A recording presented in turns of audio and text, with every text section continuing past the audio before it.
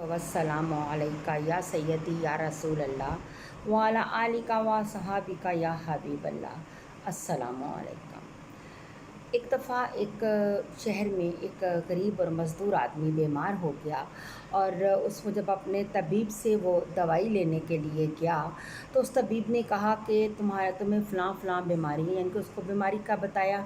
तो उसने कहा कि मेरे पास हर चीज़ इस दवाई के इलाज के लिए मौजूद है, सिर्फ़ मेरे पास शहद मौजूद नहीं है, मेरे पास सिर्फ़ शहद मौजूद नहीं है और तुम कहीं से शहद का बंदोबस्त कर लाओ तो मैं तुम्हें तुम्हारी दवाई बना देता हूँ। ठीक है। उसने अब छोटी सी डिबिया उठाई, मज़दूर ने, वो गरीब आदमी था, उसने छोटी सी डिबिया अपनी उठाई है और वो एक एक घर में वो मांगने के लिए चला गया कि कोई उसे शहद दे दे। लेकिन सब ने, उस वक्त शहद का मौसम नहीं था या क्या चक्कर था, बहरहाल किसी ने उसको शहद नहीं दिया। वो इसी तरह मांगता मांगता महमूद गज़नवी के दरबार में चला गया।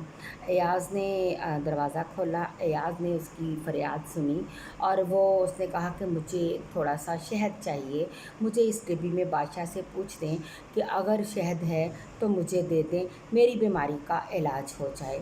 अब वो एयाज़ ने कहा ठीक है तुम रुको, मैं बादशाह सलामत से पूछता हूँ।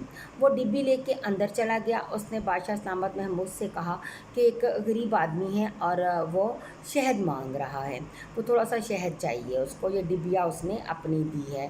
तो महमूद गज़नवी ने कहा कि इसकी डिबिया यहाँ रख दो और तुम इसको ना 3 कैन शहद के दे दो।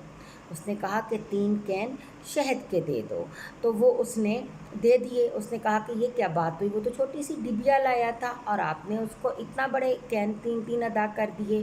तो महमूद गज़नवी ने कहा कि उसने अपनी औकात की तरह मांगा, हम तो बादशाह हैं, हम अपनी औकात के मुताबिक देंगे।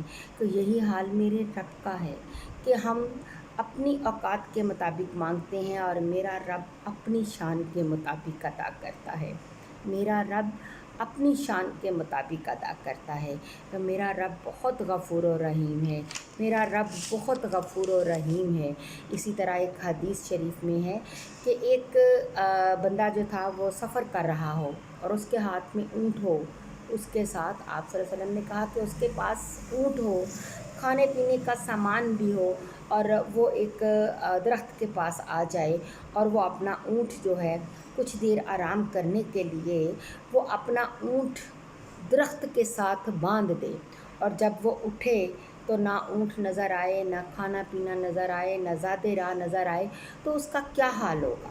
लाज़मी बात है वो परेशान हो जाएगा कि ना उसके पास पानी है, ना खाना है, ना ज़ादे राह है, ना चलने के लिए कोई चीज़ है, ना वापस आ सकता है क्योंकि ऊँट ही गायब हो गया है। उस लम्हे वो क्या करेगा, अपने रब से माफ़ी मांगेगा, सारे गुनाह याद आएंगे, रोएगा, चिल्लाएगा। और इसी तरह वो आदमी जो है वो एक वाक़या आपको आप सल्लल्लाहु अलैहि वसल्लम ने बताया और कहा कि इसी तरह वो आदमी रोता रोता जो था वो नींद में चला गया।